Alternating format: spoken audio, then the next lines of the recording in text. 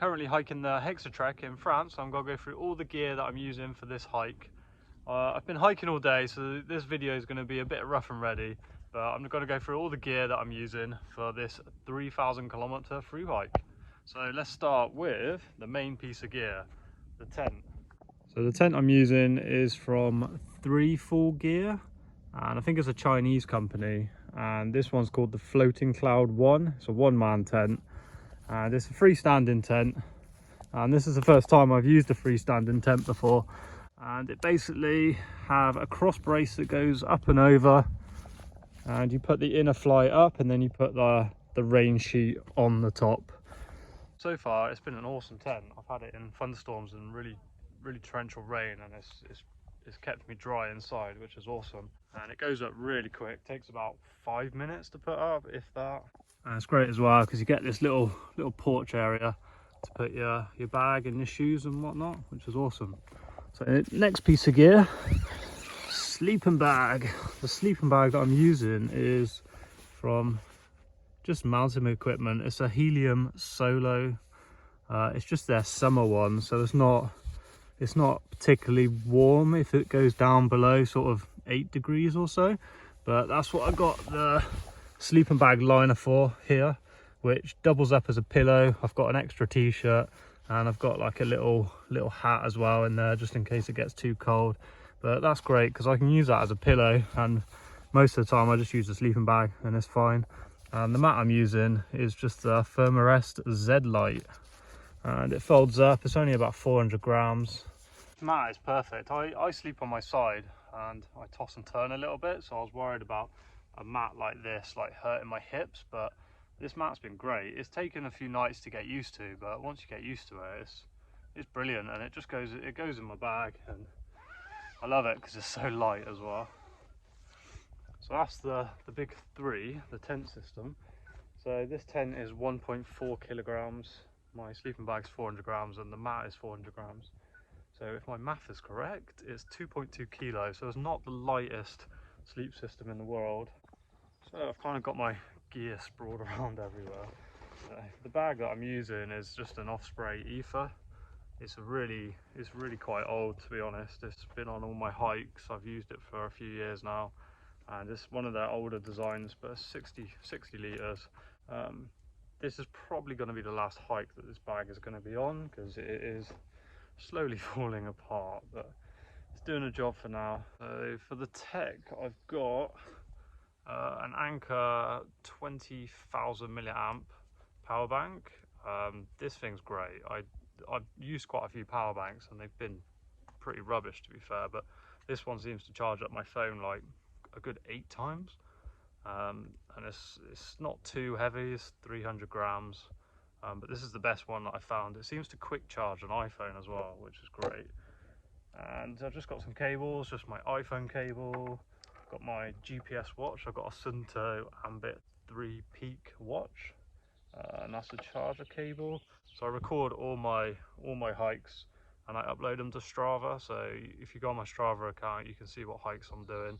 I normally upload every single day, so you can see in real time whereabouts I'm hiking. And then just the charger cable for the power bank. Headphones, very important for podcasts and music. And I do have a solar panel.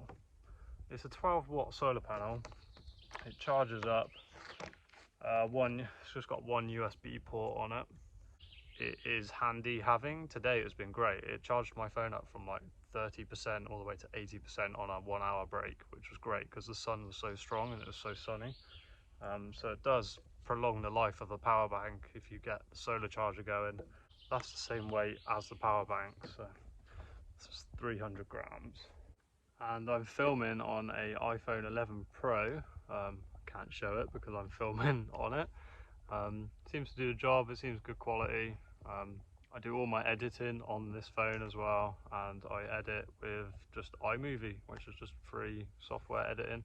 It's a very basic editor. Can't do tons of fancy edits with it, but it does the job for me whilst I'm on trail. I have a very basic first aid kit. In the first aid kit I have, if I can get it open, I just have a little pair of scissors, probably one of the most important pieces of gear, a pair of tweezers. These are great, these tweezers, they work really well. That's just for ticks. If you get a tick, you can take it off. Some people use the tick removers. I find them not very good. I always like a pair of tweezers just to get the tick off. Never had a problem. I've just got some basic plasters and paracetamol really, and that's about it. I do have a foil blanket as well in the bottom of my bag just for emergencies. Got a pair of glasses because my eyes are terrible and I need them for reading. I've got like a sun hat which just goes over. This comes off, so it covers the ears, and it's great actually because it just kind of folds up, which is a nice little perk. And just have a few bits like sun cream, toothpaste. I've got like a European plug, and this is great. It's got 4 USBs, and then this one's a quick charge. So it's great if I find like a single outlet, which is very common all the time. I'm just finding single outlets here in France, so it means I can charge my GPS watch, my power bank and my phone all at the same time from one plug. So yeah, multi USB is great. And I've got a bag at the bottom which is just kind of miscellaneous stuff, stuff that I don't really need to access all the time.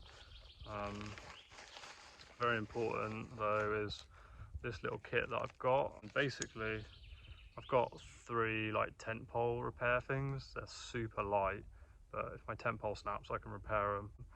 And just got a spare iPhone charger, some black insulation tape for the tent repair. I've just got my passport in there and the foil blankets in there as well. So that just stays at the bottom of my bag. I never really need to access it. If I access it, it means either my tent's broke, someone's asking for my passport, or as an emergency I need a foil blanket. What I do have is a little spade for digging a little hole for when nature calls. One piece of kit that I nearly forgot about, is very important, is the Sawyer mini filter for filtering the water. Clothes wise, I've just got like one t-shirt which has now seems to have acquired a hole. There is like a hole on the shoulder. So I have ordered a new t-shirt which I'm going to be getting in a week or so this should last. And then I have one long sleeve jersey thing, which again that's faded and it's starting to get really worn, so I might replace that soon. Soloman Bonatti waterproof jacket. This thing's great. Yeah, this thing's great. I love Soloman rain jackets are just perfect. And I do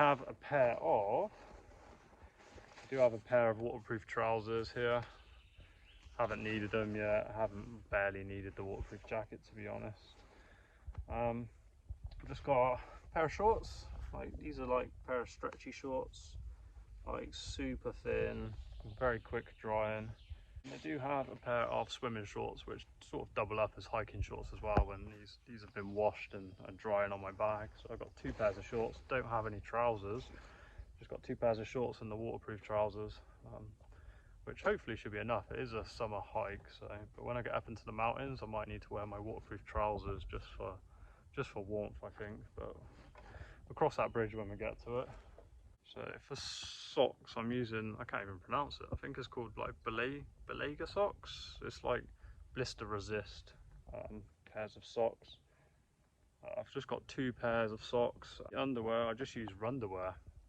This stuff, I love these. I've got 2 pairs. I used to do all my running in them, all my hiking, never get any chafing. Yeah, they're just really good items of clothing to have if you're hiking.